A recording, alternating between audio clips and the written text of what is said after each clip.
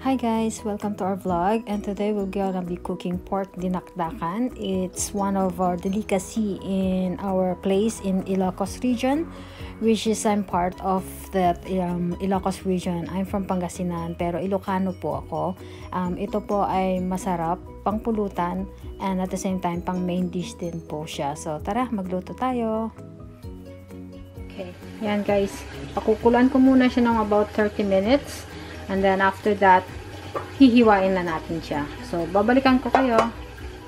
Okay guys, pinakuluan ko na yung tenga ng baboy kanina. So, pwede ho nyong i-grill naman kung gugustuhin nyo. Pero para sa akin, hassle na po yun. So, pinakuluan ko lang siya for 30 minutes. And I slice it into small pieces. So, it's up to you kung anong slice ang gusto nyo.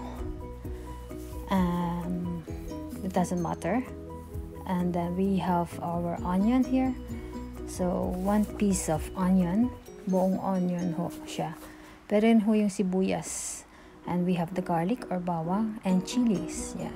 In-slice ko na rin po siya. Pampantagdag ang hang. And ground black pepper. Salt. And para mas creamy siya, gumamit ako ng mayonnaise. Originally, ang pwedeng gamitin is yung utak ng baboy, but we don't have that here in abroad at mahirap maghanap ng ganon, so mayonnaise na lang ang gagamitin natin. Now guys, okay, so ang last ingredients po natin ang lemon. Ito toast natin siya sa lemon. Pwede kayong gumamit ng calamansi or vinegar, pero mas masarap siguro pag calamansi or lemon na lang. Okay, so let's start cooking.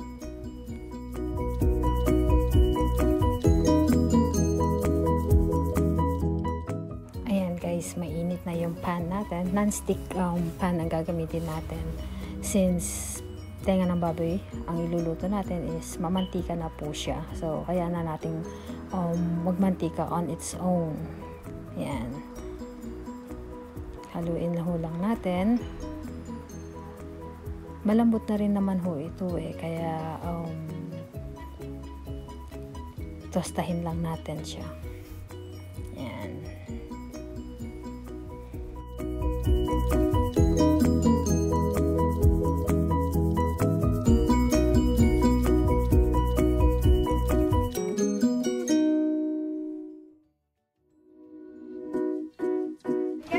Putok-putok na siya. Lumalabas na yung mantika niya.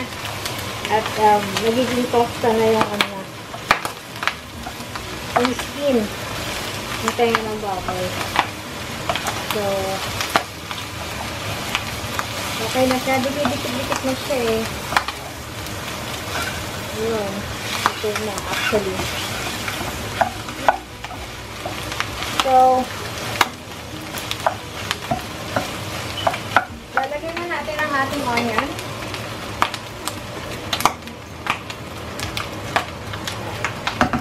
Yung iba, hinuhuli nila yung onion. Gusto nila kasi fresh onion.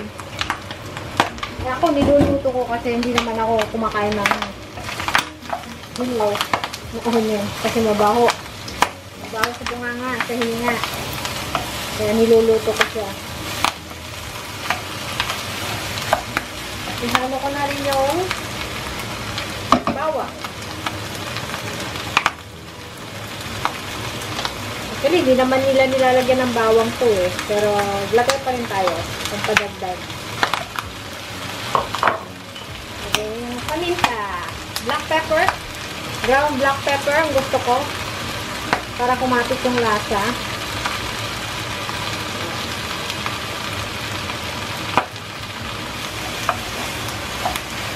Yung mga bawang at onion naman, kahit half cook siya dito.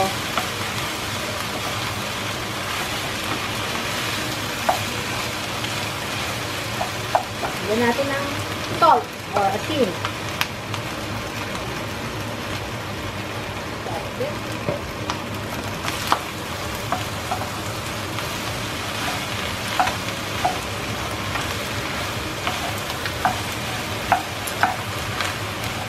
Okay guys, ito luto na to.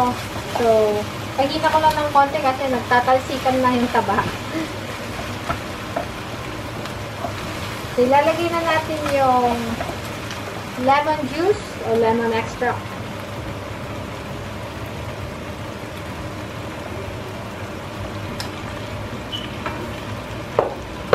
Tingnan muna natin. Tikman natin.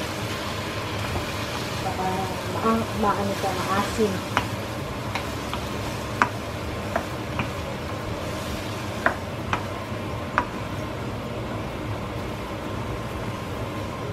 Bango.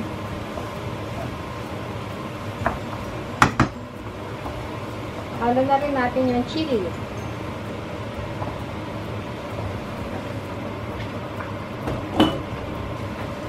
And guys, nakalimutan kong sabihin sa inyo, pwede nyo rin siyang haluan ng onion leaves. Since meron naman ako, so lalagay ko na rin. Panandag kulay tsaka aroma na rin. Gandang tignan.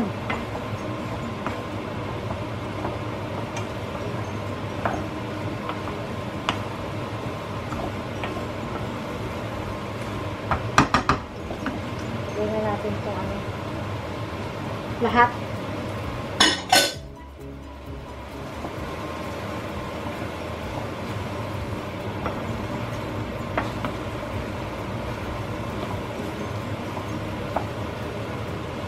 Tikman natin, bago natin ilagay yung huling ingredients, yung mayonnaise.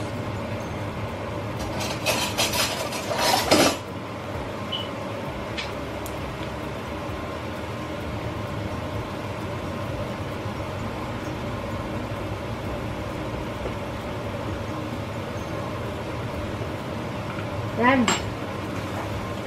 Tama-tama yung asin. Konting asin lang. That's it.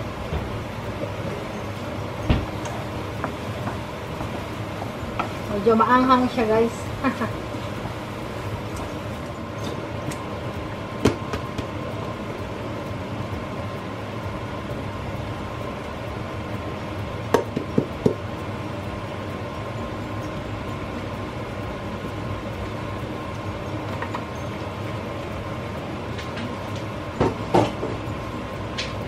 Halo-halo natin. Ayan.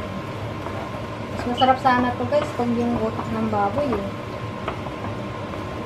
Napakamalinam lang.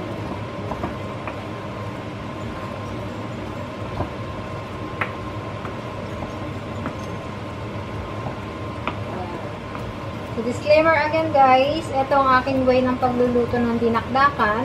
Ito yung nakasanayan ko sa amin sa Pangasinan, ilocano na dinakdakan.